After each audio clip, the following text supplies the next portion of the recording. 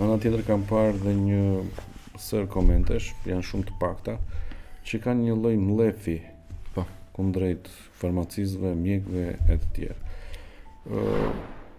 Harrojnë që ne marrim në përditshmëri dhe hallet e tyre kur ikim në shtëpi.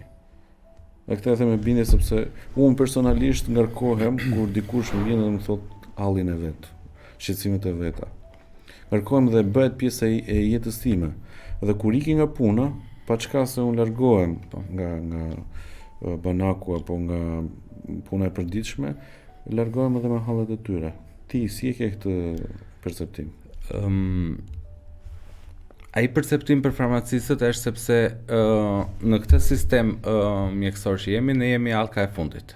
Dhe normalisht ne bëjmë procesin e fundit, japim ilaçet dhe marrim lekët. Realisht neve nuk na shikohen vitet e shkollës, vitet e punës, eksperienca, ato që ne shikojmë në recetë, nëse ka ndërveprime, nëse s'ka ndërveprime, efektet anësore, këto pacienti nuk arrin të shikojë. Është dhe problemi i sistemit që farmacisti duket thjesht shitës në fund. Fakti është që përveç të gjitha këtyre që përmenda, kemi shumë ngarkesë, përveç faktit që duhet jemi shumë të duruar, duhet jemi shumë të saktë, pavarësisht halleve personale, pavarësisht lodhjes, ne duhet jemi saktë sepse gabimet në farmaci nuk janë gabimet si çdo lloj punë tjetër.